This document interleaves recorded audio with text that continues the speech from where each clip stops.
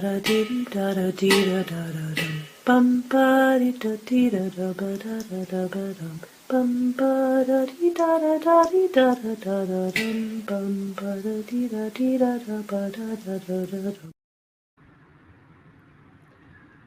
Good morning, good afternoon, good evening, wherever you are, and welcome to the Joyful Path and the Tuesday telecast. I appreciate you being here, and if you are in the audience at any point, let us know where you are calling in from. Today, we are talking about something we've been sort of addressing recently quite a bit, and it seems like this is kind of a theme of this season. How our stories affect our daily lives. And life is a story. And I have a fantastic guest today who is a public speaker who really deals in the realm of story. So I would love to bring her in, and let's look. And yeah, looks like Harriet Bratt is in the house. So let's bring her onto the stage. Hello, Harriet. Welcome. Hey, Lydia. Hey, everybody that is either watching or listening. It is a pleasure to be here with you all. It is a pleasure to have you here in the studio. And tell me, what is it that brought you to, first of all, to your present path? Did you have like a time that ever was, oh, challenging? I'm sure you've had many challenging times. We all have. But what was the spark that brought you to your present path? Absolutely. And as you say, I mean, gosh, there are so many different challenges, areas, issues that I could bring forth that I'm sure are connected. And I think for a lot of people, especially for speakers and coaches, healers within this space, there's generally a childhood or many childhood stories connected. But to really go to the relevancy of your question of what sparked me for what I'm doing now, I think like many people, I was in a job previously. I was a care home manager. I ran a home of 44 residents, some of whom had dementia, 70 staff. And I just got to a space where I was so stressed. I was feeling undervalued, overwhelmed. I was quickly realizing that everything was about kind of government tick box paperwork rather than true heart-centered, person-centered care. And I just found it was getting too much. So I really felt desperate. I was not spending at that time much time with my fiance, let alone, family, friends, and having a life.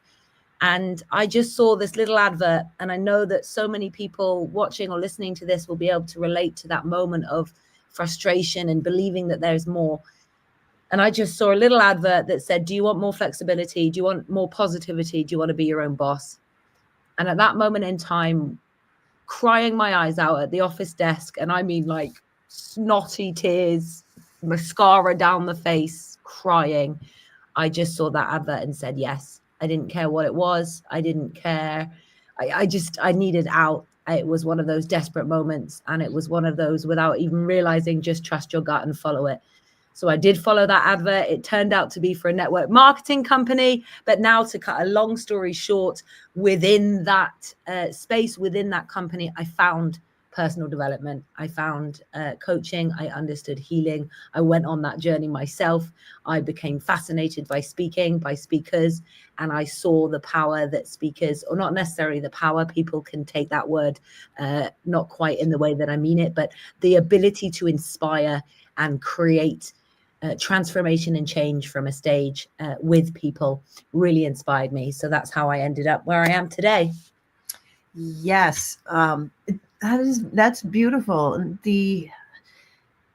Those moments that we have, the tears and the frustration, so often come from our from our past, even our healing past, because we have chapters and layers, and we think, I've been through worse. Why am I such a mess? But we will see that message and say, right now I am leaping. Right now I am turning the page. So that is awesome. What are you doing now um, that is transforming other people's lives from through the speaking? Because speaking is such a important part of what you do. And what can you tell me about that?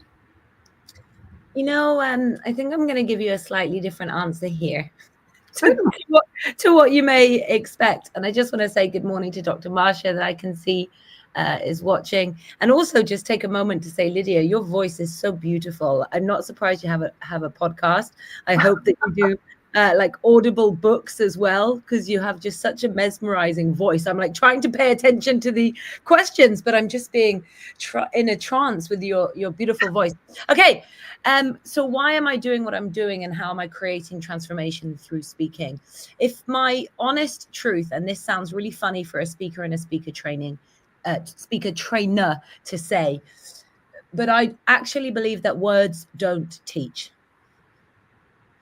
I believe experience teaches. I believe inspiration and effective influence from the heart to create action from an individual is what truly creates transformation. You will never shift, change, transform anything in your life, in your business, in your finances, etc., unless you're doing it from your within and you're acting on it from self.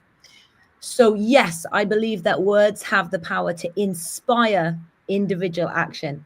But what I'm really doing is supporting both myself, but also speakers to create the ability to have that next step.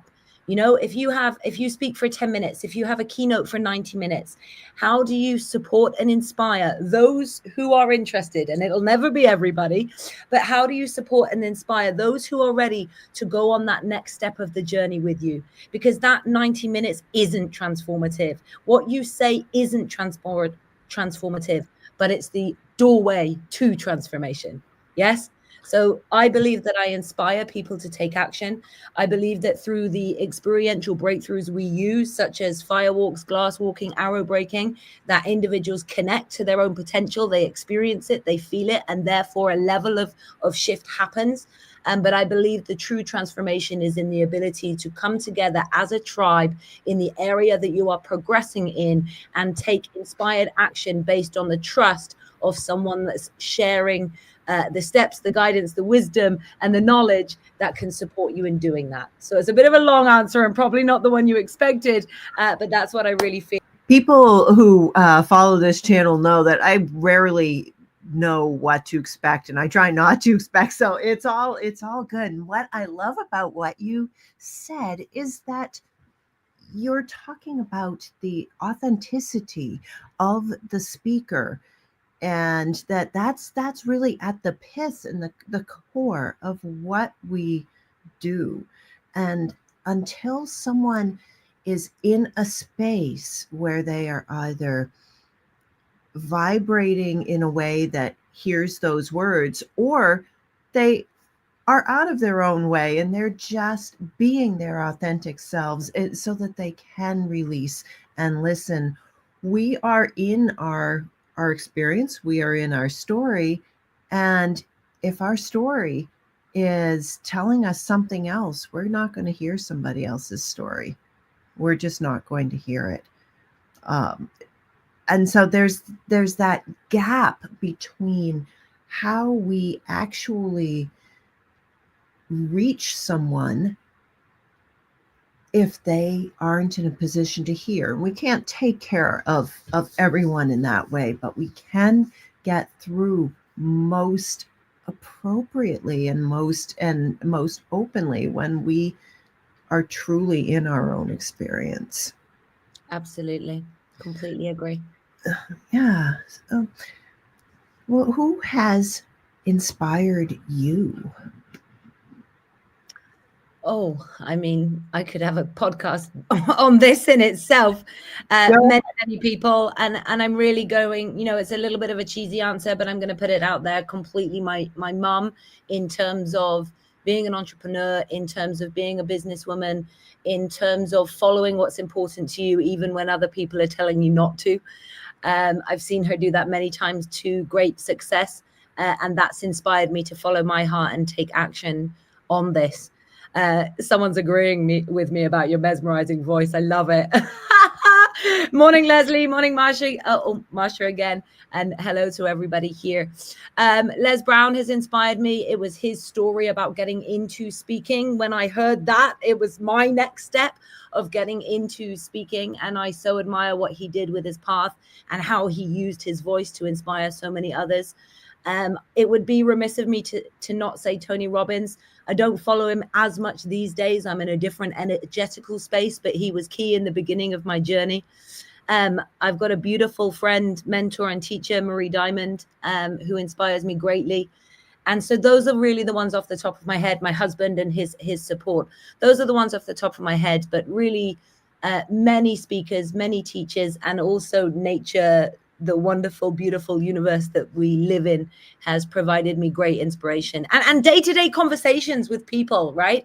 Regular conversations. You're speaking to somebody that you don't, you said it a moment ago, we never know what to expect. I could be having a conversation with somebody in the street, and they say something that just hits a chord, tugs my heart, and inspires me in that moment.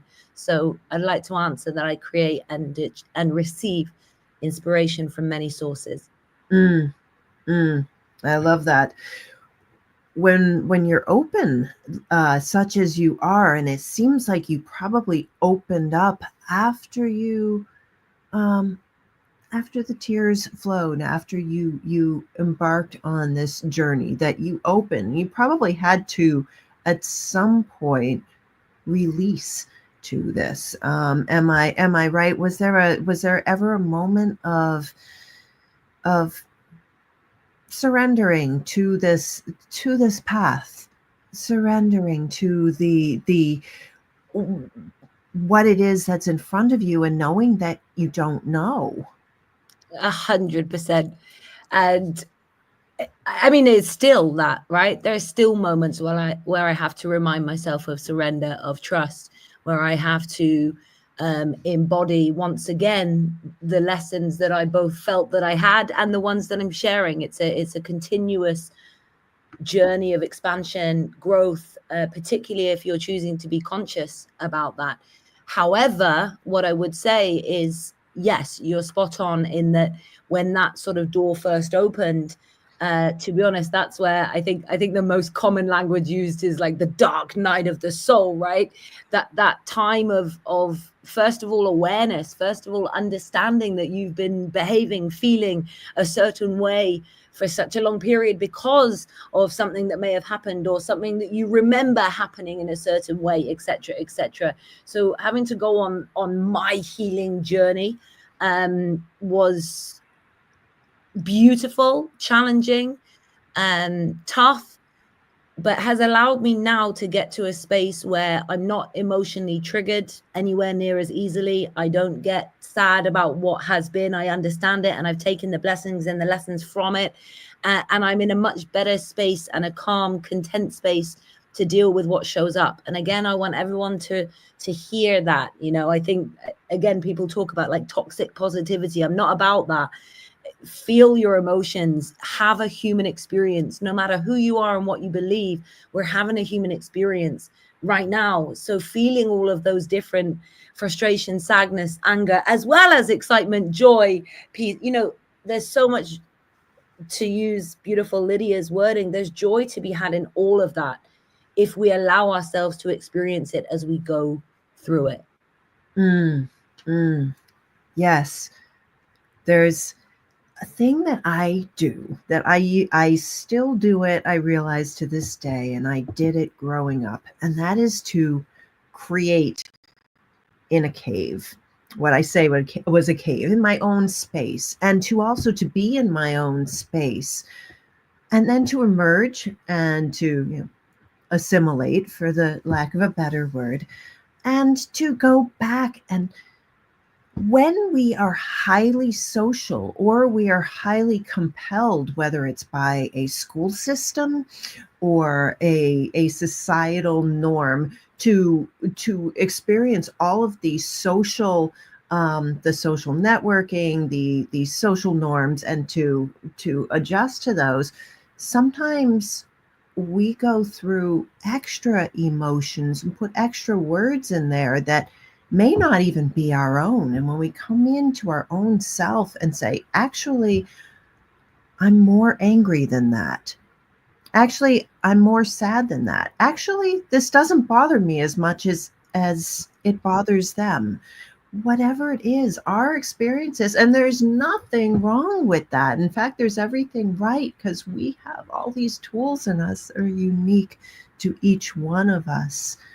So that human experience is what drives us to create what it is that's our reality, and how we actually communicate with one another, and grow and learn when we can just be in our own emotions.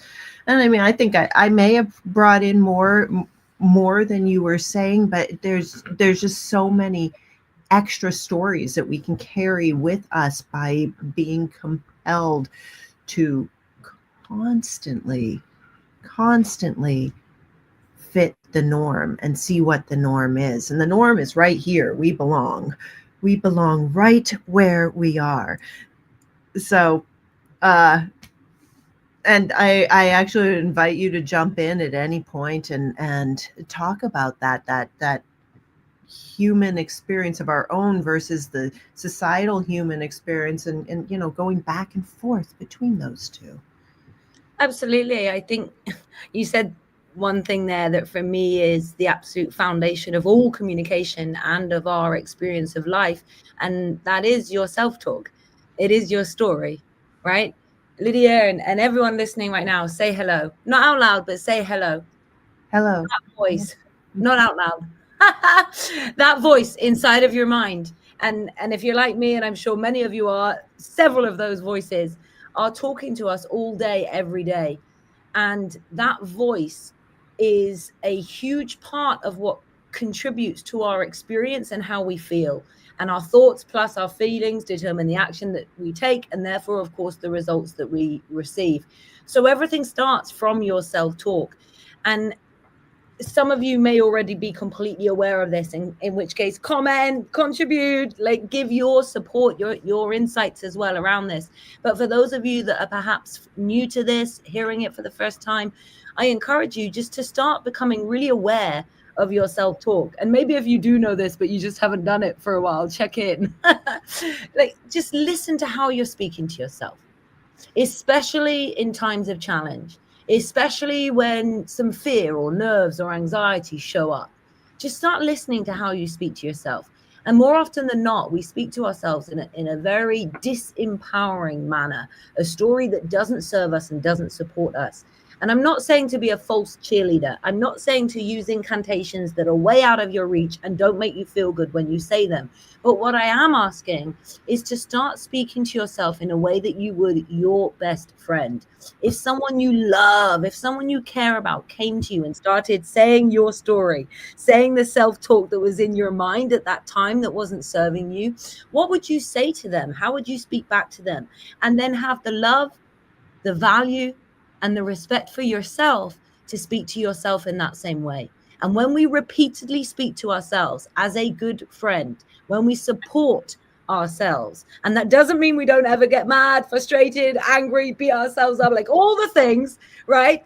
But it just means when we do, we don't stay there long. We come in very quickly and we start using a story that serves us and supports us in that moment.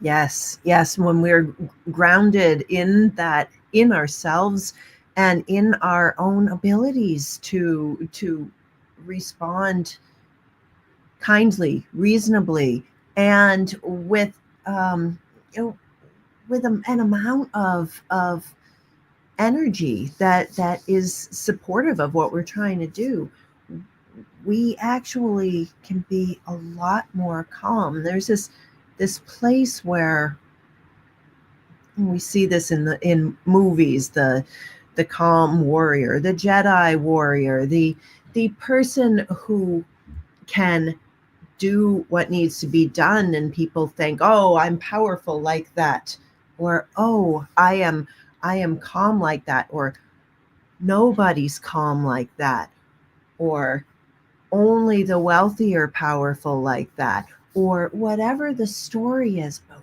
what that icon of the calm warrior is what we each have inside of us. And this may be deep inside. And those calm warriors are not calm all the time, but when it comes to needing to do something, we focus on ourselves and what we need to do. We don't focus on, oh my goodness, I didn't do the laundry. Oh my goodness, I haven't finished that deadline, and oh, my ankle hurts. We say, okay, we need to do the thing that it is that we're doing, and that's that calm warrior kind of mentality, and how we can focus into, okay, what do I need? I need to stand up straight. I need to breathe. I feel my breath. I feel my balance. I feel my feet on the floor. Whatever it is, notice ourselves and who what our body is doing, because this brain will do the spinny. We will have the spinny going, and that spinny is where all of those emotions start just going out of hand.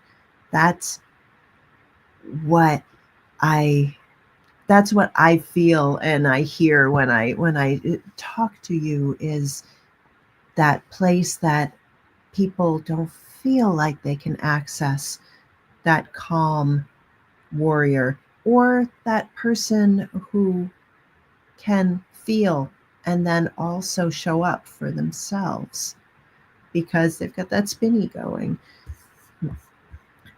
I think it's also bringing in those moments that support you in doing that, right? It's not something that happens overnight. And I think the story of I can't show up with strength, or I'm not a warrior, or I wish I could be like so and so, comes from a pattern of stories that you've been telling yourself for a very, very, very, very, very long time. So it's not something that's just going to switch and change in a moment. And it frustrates me when people sort of say, you say one affirmation, I am positive, powerful, and confident, and bam, it's shifted, because it's a constant, as Carrie said here. And I love what you've written then. I hope I'm pronouncing that right, Carrie. I love what you've written there, and perhaps we'll be able to touch on it more. But exactly that. Oh, I'm getting distracted by reading it again. That self-talk in your mind is a constant conversation. And again, it's that reminder in moments to pause and give yourself that space. And whether your language is connect with your heart, connect with your soul, connect with your true essence, connect with something more than me that resides within me, whatever your terminology is, to connecting with, communicating from that place. As a human, we need to support ourselves getting into that space. So as you say, if we feel right now that we're in that spinny place in our mind, and we're listening to the voices in a story that doesn't serve us, well, first of all, we need those practical steps to calm our mind, to calm our head into our heart, to come to a space where we can listen to something more than the old pattern story that's repeating itself inside of our mind, and allow space for something that would be more supportive and more beneficial. So even those moments where we want to react, those moments where I get this with speakers all the time, it's so common. I can't speak, I can't get on stage, I'm scared of public speaking, what if they judge me, etc., etc. To come from that space of out of my head and into my heart, instead of focusing on what could go wrong for me, think about what benefit I'm providing, think about what value I'm giving, how can I support or make a difference with what it is that I'm sharing. It's just a reframe and a change in the focus of your mind. But that shift in focus comes from a space of using practical strategies as a human to calm your mind and speak from that space. Mm. I love that. And when we can't do that, and can't is a relative word, but when we act out of the stories that are going on in our head that aren't serving us, eventually we learn. There is a feedback mechanism to all of our life around us. And if we have a lesson to learn, it will come up and confront us again and again until we can find that calm space where we can go in the direction we're trying to go instead of going in different directions because we have an unclear or inaccurate story in our head. The and I also love what Carrie said, that is it our true essence talking or some other story written by someone else, and that someone else may be our past self. It, and we can stay there, but we're going to keep confronting the same issues. And when we finally actually go into our heart and say, this is what I'm feeling. I love that you brought up that connection to our heart, because our heart has a lot of our intention and our purpose in it. Our brain is really a highly paid assistant, and we give our brain much too much credit sometimes. But our heart has the core of what it is that we are doing, learning, and experiencing. Absolutely. Is there a is there a way that you tend to access your heart when you're escalated? For clarity, when you say escalated, in a heightened state of emotion? That's what I'm thinking. As yes, in a heightened state of emotion of any sort in which you want the stability and the clarity of your heart, or maybe your gut. How do you access that? Beautiful, and it aligns nicely because when you started the first bit of what you were just sharing, I almost wanted to jump in and kind of share this, but it flows so nicely with this question. I think first of all, if you really feel that you're in that state of like, I can't deal with this right now, then don't. Like, don't try to. Don't go from a space of emotion, don't react. Like, I think so often we feel that we have to do something there and then. We feel pressured to do something, say something there and then, or take that bit of action. It's going to be different. We're speaking on a general podcast here, and this applies to so many different scenarios and situations. But essentially, what I'm saying is, if you are in a heightened state of emotion and you are feeling overwhelmed with something that is happening to you in that moment, take a pause and go and do whatever it is in that moment that supports you in just slightly raising how you feel. Yes, I'm not saying jumping from, oh my God, I can't do this, I can't deal with this, to like, oh, I'm marvelous and I feel wonderful. But how can you just take yourself out of that situation, have an empowered conversation with a friend, do some journaling, meditate, get out in nature, speak to a mentor or a coach, have a healing session, sit with your sound bowl. Like, again, it's going to be completely different for everybody. You need to discover what practices work for you. But my main answer to this question is just to pause in that moment and don't let that story run, because this is blunt, but the truth is you can always deal with it. And the longer you stay in the story of I can't, the longer that story will be true for you. So and I love that Lydia is so on this page too. I think on your LinkedIn profile, you've got like, I want, and then it crossed out and says, I have. That's the power of our self-talk. Yes. So even if it feels in that moment, like I can't, I'm overwhelmed, this is not possible, then just pause and take yourself away from that situation.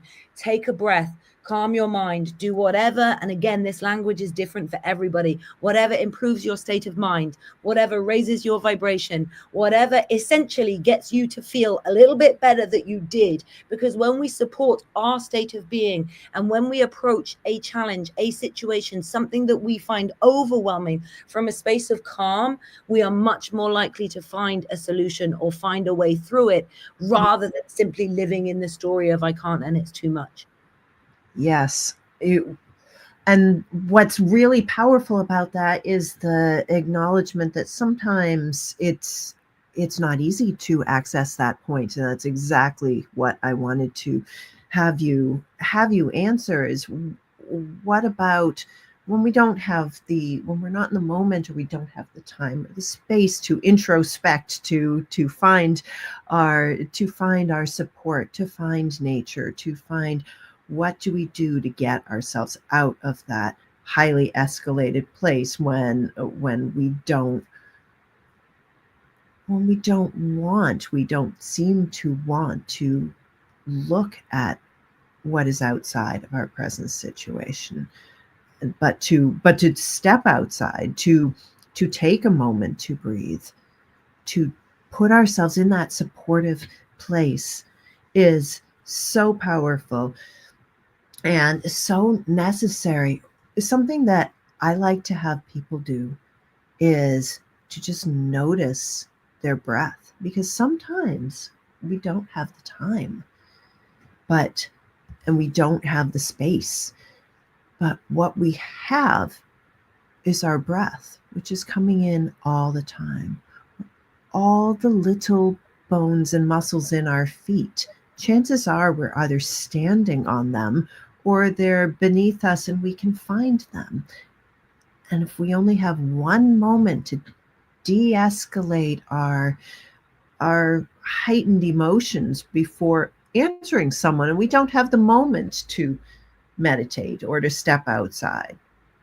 And I'd question that too, because sometimes we might say, I need a moment before I speak, and we can step outside. But if we can't, that we can notice our breath and notice the rise and fall of our chest, or notice the coolness of the air as it enters our nostrils. We can notice the other person.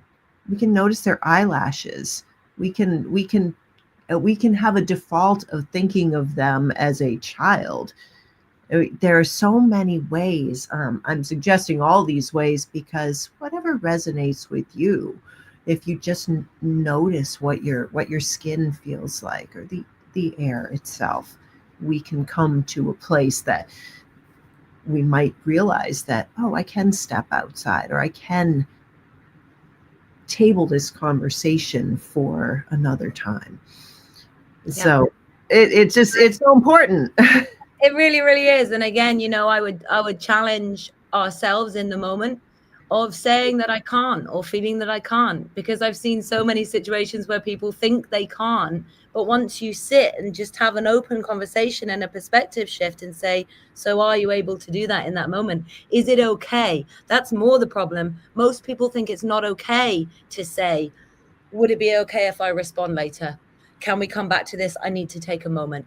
I'm Yeah. not ready to respond right now. I'm coming back. And that's the muscle to build. It's not about ever convincing yourself of there's a story where you can't say what you want to say in that moment, because you can. Maybe you don't feel ready to speak up in from your purity, from your truth, and say everything that you want to say in that moment. In which case, again, as Lydia said, you can do something in the moment just that supports you to calm yourself and respond, and then come back and speak it later, but never feel pressured that something has to happen in a certain moment. I think that's a bit of a lie that we feel in society, is that things have to happen a certain way in a certain moment, and we just take a breath and go into a much bigger picture. They don't need to.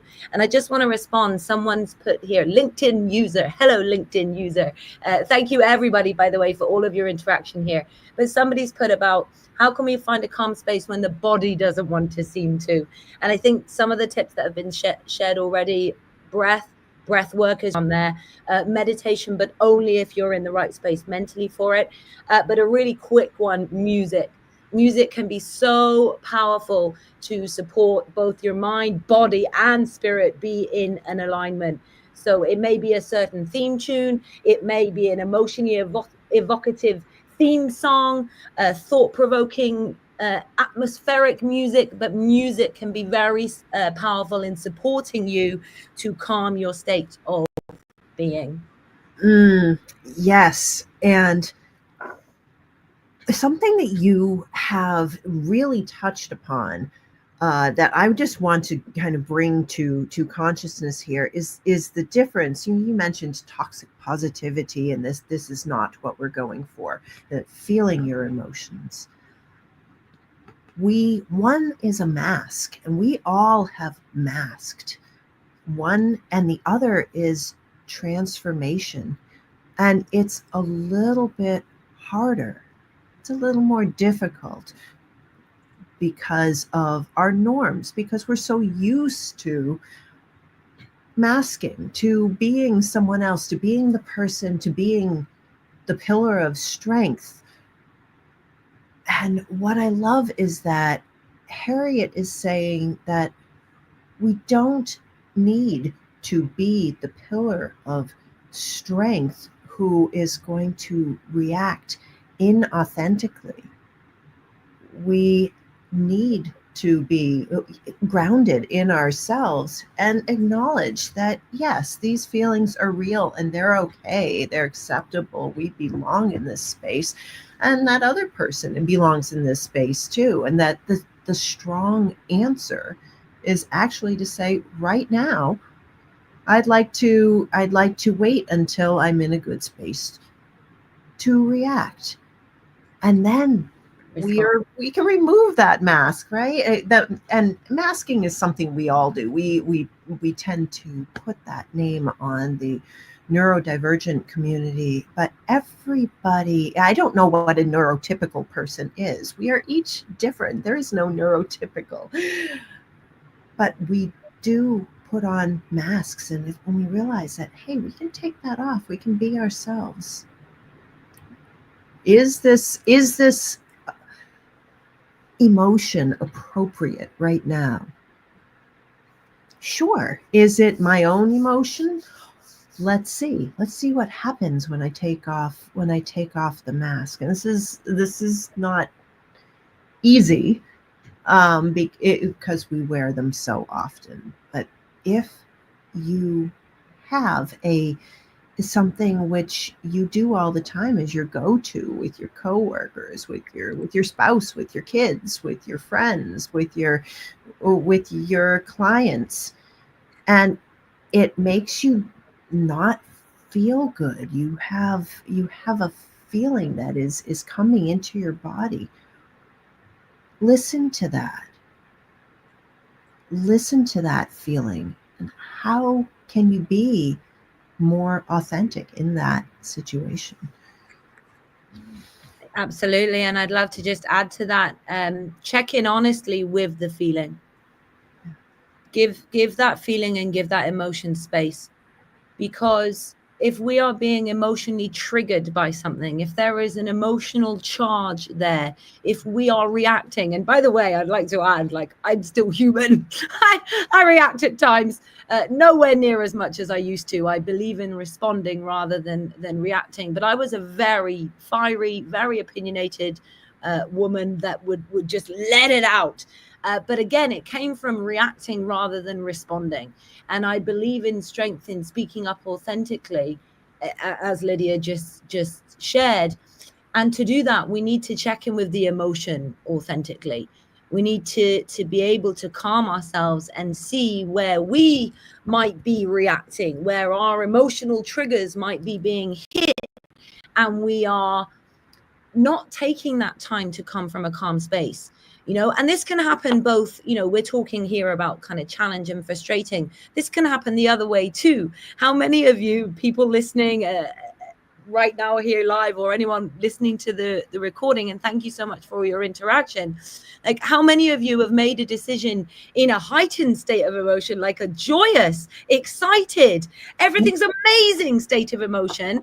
Maybe it was a purchase, maybe it was an investment, maybe it was a shopping spree, maybe it was a decision within a relationship. It could have been anything. But how many of you have made a decision from, again, a joyous but still heightened state of emotion, that a few days later or a week later you've gone, oh my goodness, why did I do that? Right? Why? Because calm decisions serve us. So we need to check in with the emotion. And I 100% agree. Allow all of your emotion, but don't just act from your emotion, because it might be an emotional trigger. Connect with the truth inside of yourself. If it's a reaction, it's not your core truth, and there's something there to heal. If you're able to disagree and yet calmly respond, now you're acting from an empowered place of truth and light. I love it. Stick with me for a moment here. I love a good trigger, because a trigger is something in me that needs to be witnessed, be addressed, be held. Um, but it may not be. It's not the time to go and spread that all out on social media. I am triggered. I am, yet, because later on we will find that that was just our emotional self putting things out there that may not actually serve us, and probably doesn't. I Okay. have something from Albert here. And Albert is saying that passing for some time and shifting our focus of that troublous moment helps to ponder for a suitable situation the condition deserves. I'm trying to understand this here, but I love the idea about the the the suitable place that the situation deserves. That's another way of talking about what you were talking about before. I don't know if you can answer this, Harriet. I don't think there seems to be a question. I think he's just in agreement and touching on. And please say more if we've got this wrong, Albert. Comment again. But I think he's just, as you say, responding and providing a comment to what we were saying earlier about allowing some time to pass, to let your emotions settle, and then to choose your response and your solution within the condition, the context, the environment that you're in. I think he's just agreeing and adding his thoughts. Yeah, that's about what I was seeing also, and that and Marcia is Dr. Marcia is talking about the emotional and logic has its place. Absolutely. And what I hear Harriet talking about is giving that the space. And if you don't have the space right then to be logical about it, that's okay. But give it the space. Find the space for it. It's worth it. You are worth it. These emotions belong, and you need to go through them. And once you go through them and not have other people's emotions but just your own, then you can sort this out, and there's the room for the logic. So now that we are getting toward the end of our show, what's a quick and dirty tip that you would give somebody if they're if they're trying to change, and what is the first thing if they have not come, if they're really kind of stuck? What would you do? What would you suggest to them?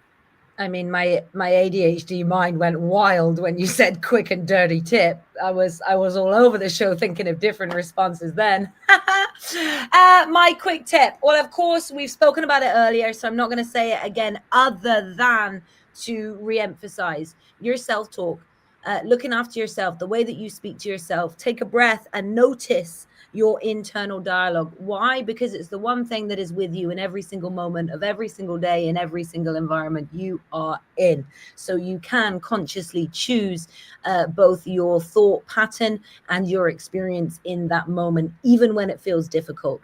But for someone, and specifically to lean into the words that Lydia shared there, every podcast has different listeners in different stages of their journey. There's no right, there's no wrong. There just is where we are.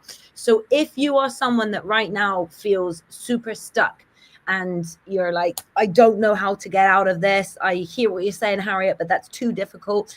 Then my quick and dirty tip would be go and speak to somebody. Even if that feels scary, like, and it could be anybody that supports you to feel good, that you feel safe with, that you feel you can trust to share maybe not all of what you're going through, but just some of what you're going through to get that external perspective and support. Please don't go and tell a gossipy mate that fuels the fire. Go and speak to a mentor, a coach. Go and speak to an empowered friend. If there's someone online and you resonate with their content, send them a message. If there's someone you know in life that you don't speak to often, but you feel that they would be able to provide a really powerful answer, response, level of support, just ask the question. The worst anyone's ever going to do is say no. And that's never about you. It's just about what's going on in their life. So right now, if you really do feel stuck, I mean, here you've got two women right here that you can reach out to, but just go and start the conversation. And know that it's possible for change. You don't believe that it's going to happen for you tonight, that's fine. You don't believe it's going to happen in a week, that's okay. Just start believing that that shift, that change is possible for you, and borrow my belief while you're taking those steps. One step at a time, one stair at a time. We don't leap to the next floor without taking the stairs. So take the first step. Yes, I appreciate you, Harriet, and everything that you've said. And if you want to reach out to Harriet, her site is in the show notes. And you can also, there are a lot of LinkedIn people. I'm not actually able to see the other comments. So if you are on Facebook and you are responding, please, I apologize, and we can always go into the messages later. But with the LinkedIn users, you can reach out to Harriet Bratt on LinkedIn as well. So I appreciate you. Thank you, Harriet, for being on the show. It really has just been absolutely wonderful to be here. Thank you, Albert, for clarifying that. Thank you, everybody that's interacted and shared here today. As Lydia said, please do reach out. I'm on all social media platforms, Harriet Bratt. I invite you to drop into my DMs. But otherwise, Lydia, I want to acknowledge you and say thank you for the podcast. Thank you for the space of conversation that you are holding consistently to support people to live a more joyous, content, and fulfilled life. It is amazing, and it's been wonderful to be a part of it. Thank you. Thank you so much. And for all of you in the audience, thank you so much for being here. If you have been here for a while and you haven't subscribed yet, I encourage you to just gently push the subscribe button. If you liked this, hit the like, share it with a friend. Someone may need to hear this message.